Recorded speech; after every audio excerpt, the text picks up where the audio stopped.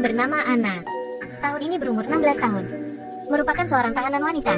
Pria dengan kumis dan tampan ini adalah kepala penjara. Anna tidak tahu, ini sudah kali keberapa dia disuruh masuk ke kantor kepala penjara. Dia tahu apa yang akan terjadi selanjutnya. Tahanan wanita yang kotor dan kacau. Pertukaran benefit kayak gini seringkali terjadi.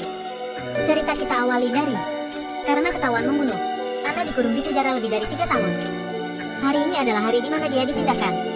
Di bawah penjagaan polisi, Anna datang ke penjara baru dan mengurus administrasi. Karena berkelahi dan membuat kerusuhan, dia sangat terkenal di daerah. Gadis tidak benar. Dengan ini masuk ke penjara baru. Dia sudah terbiasa dengan ini. Dan semua prosesnya dia sudah mengetahuinya. Anna dengan otomatis membuka pakaiannya. Di saat dia bersiap untuk melepaskan pakaian dalamnya, orang di belakangnya menghentikannya. Orang itu berkata di penjara ini, tahanan tidak perlu bertelanjang untuk diperiksa. Di bawaan polisi, Anna dibagi ke kamar tahanan baru. Di sini ada 3 wanita yang menjadi teman tahanannya. 3 orang ini meskipun terlihat kasar, namun semua adalah orang yang hangat di dalam. Terhadap Anna mereka bertiga menyambutnya dengan senang. Hal ini membuat Anna terkejut. Karena selama pengalamannya, orang baru pasti akan dikucilkan dan dibully. Namun di sini mereka bisa bersama dengan damai. Dengan bantuan teman, Anna dan temannya dibagi untuk bekerja ke dapur. Saat ini mereka lagi membicarakan penjara yang mau mengadakan fashion show. Tahanan akan memakai baju cantik dan berjalan di atas panggung. Pertunjukan seperti ini akan diadakan setahun sekali. Kepala penjara dan jaksa agung akan datang menonton ke lokasi.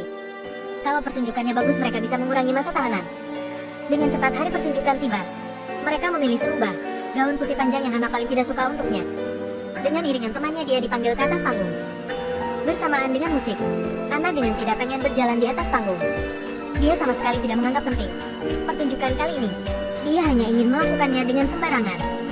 Namun yang tidak dia sangka, perilakunya yang berbeda dengan orang lain malahan menarik perhatian banyak orang termasuk kepala penjara. Dengan perhatian banyak orang, Anna mengundang kecemburuan dari tahanan lain. Ada satu tahanan datang memusiknya. Berkata saat Anna berjalan, dia mirip seperti pelacur yang memamerkan pesona.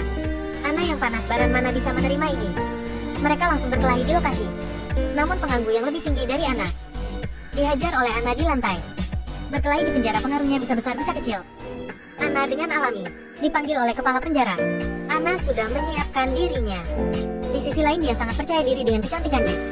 Anna berjanji kepada kepala penjara bahwa hal yang sama tidak akan terjadi lagi. Lalu dia meminta kepada kepala penjara bahwa ingin tinggal lama di penjara ini. Terhadap penjara ini dia sangat puas. Dia tidak ingin dimutasikan ke penjara lain.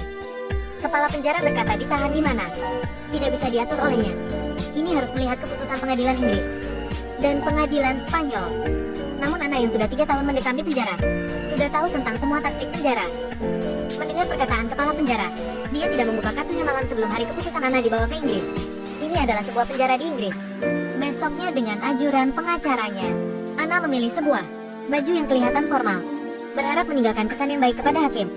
Namun besoknya penguam yang melihatnya menyalahkan Anna berpakaian terlalu seksi. Dia dengan teliti melepaskan syalnya, lalu memakainya ke Anna. Meskipun sudah menyiapkan dirinya, Anna tetap diberi hukuman kurungan selama 12 tahun. Anna masih si episode pengadilan kemarin malamnya di kamar tahanan. Anna menulis surat ke kepala penjara, menceritakan rasa cintanya dan kerinduannya, lalu berharap dia bisa dipindah balik ke penjara kemarin. Kepala penjara yang menerima surat sangat senang. Besoknya dia mulai bekerja. Tidak butuh lama Anna pulang ke penjara Spanyol. Kepala penjara mengatur sebuah pekerjaan bagus di kantor untuknya.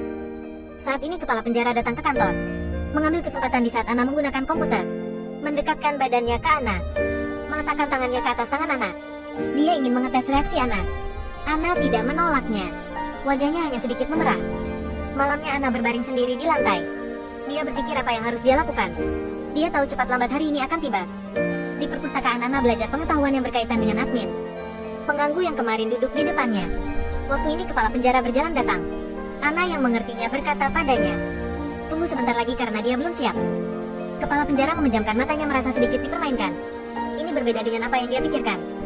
Dia langus membuka pintu kamar tahanan, lalu berjalan ke depan Anna. Tidak peduli Anna mau atau tidak dia menginginkan tubuhnya. Dan Anna hanya bisa menerimanya. Lalu hanya bisa seperti seekor anjing yang mengibas ekornya meminta belas kasihan padanya. Tentu saja ini hanya mimpinya. Dia sudah menikah, punya istri dan anak.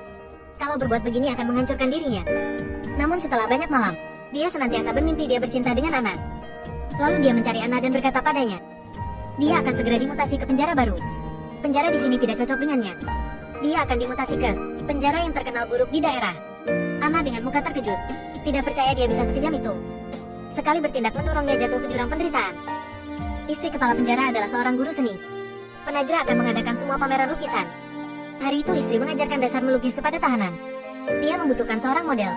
Ana melihat ke kepala penjara yang di belakang. Lalu mengangkat tangannya dan bilang, dia ingin menjadi model ini. Lalu di depan kepala sipir dan semua orang, Ana melepaskan pakaiannya. Sampai tidak tersisa lalu duduk di depan kepala sipir. Kepala sipir melihatnya dengan bengong. Momen ini pas dilihat oleh istri di lokasi. Malamnya di kasur, dia sudah memutuskan. Besoknya Ana sedang potong rambut di tukang pangkas. Kepala sipir dengan kasar menyuruh Ana berdiri. Lalu membawanya ke kantor. Lalu mengunting rambutnya. Bilangnya sih mengunting rambut. Namun mereka berdua sama sekali tidak fokus. Lalu hal yang akan terjadi pun terjadi. Kepala sipir melepaskan yang dia punya dan mendapatkan yang dia mau. Ana kayaknya juga sudah berpikir matang. Tidak bisa menghindarinya kalau gitu biarin saja. Lalu setelah berhubungan dengan kepala penjara, hatinya berubah. Dia selalu memikirkan paras tampan kepala penjara. Berharap kepala penjara akan datang melihatnya. Setelah mencicipi keenakan, kepala sipir tidak bisa menahannya. Senantiasa suka datang mencari Ana. Hal yang dilakukan paling banyak oleh mereka berdua, tentu saja adalah berhubungan badan. Namun saat ini, kepala penjara ingin menyimpan paras cantik Ana. Lalu memotretnya dengan HP. Ana juga mengeluarkan HP yang dia sembunyikan. Berkata kalau rindu padanya. Boleh kapanpun menelponnya. Melihat Ana yang berbeda. Awalnya hanya sebuah pertukaran benefit. Namun yang Ana mau sekarang melebihi itu. Kepala sipir langsung berkata dirinya punya istri dan anak. Lalu memakai jaketnya dan ingin pergi. Ana menamparnya. Tidak bisa mendapatkan cinta kepala penjara. Kepala penjara lagi tidur dengan istrinya di rumah. Tiba-tiba telepon bergetar dan berbunyi. Setelah melihatnya ternyata pesan dari Ana. Di dalamnya adalah foto cantik dan seksi Ana. Sudah beberapa minggu, kepala penjara tidak datang. Ana menggila dan meneleponnya. Namun tidak ada yang menjawab. Lalu mengeluarkan obat tidur dari botol. Sambil menangis dia menelannya. Akhirnya kepala penjara datang melihatnya. Saat Ana yang selamat membuka matanya dan melihat kepala penjara. Dia memeluk kepala penjara erat-erat dan hatinya akhirnya tenang. Tetapi besoknya, saat kepala penjara datang menjenguk Ana lagi, dihadang oleh orang yang bertugas di luar. Alasannya adalah ini perintah dari Jaksa Agung. Kepala penjara datang ke Kementerian Hukum. Seorang pria yang hampir botak memberitahunya. Seorang tahanan wanita melaporkan kalau dia menggunakan posisi kerjanya untuk berhubungan terlarang dengan Ana. Orang yang melapor ini adalah orang yang mengganggu Ana. Lalu kementerian memutuskan dia dilarang bertemu Ana lagi. Kepala penjara berkata bahwa tidak benar beritanya. Lalu dengan marah membanting pintu dan pergi. Akhirnya kejadian antara kepala penjara dan tahanan wanita sampai ke telinga istrinya. Istrinya mengingat kembali waktu dia mengajari tahanan di Penajra melukis. Tatapan suaminya ke Ana. Dia beranggapan suaminya pasti sudah selingkuh. Karena tidak bisa melewati hal ini, istrinya memutuskan cerai setelah cerai dengan istri. Kepala penjara benaran bebas. Dia menggunakan kekuasaannya, mencari berbagai cara untuk mengurangi hukuman Ana dengan hubungannya. Dan sering membawa Ana untuk berduaan. Hari itu dia membawa Ana keluar lagi. Mereka mencari sebuah hotel mewah dan tinggal di sana. Ana mengadu ke kepala penjara bahwa kehidupan di penjara sangat sulit. Dia tidak ingin di penjara lagi. Meminta kepala penjara mencari cara untuk membebaskannya. Kepala penjara berjanji akan mencari cara demi melepas rindu dan bisa berkomunikasi dengannya setiap saat. Kepala sipir memberikan Ana sebuah kartu telepon. Pas ibunya membawa kabar baik. Ternyata orang yang di Inggris kemarin bukan mati karena ditusuk Ana, namun karena orangnya memang sakit. Lalu ditusuk Ana dan membuat penyakitnya kambuh. Ini yang membuatnya mati. Paling hanya mati karena kecelakaan. Dengan bantuan ibu dan kepala penjara, dengan cepat kasus ini dibuka kembali.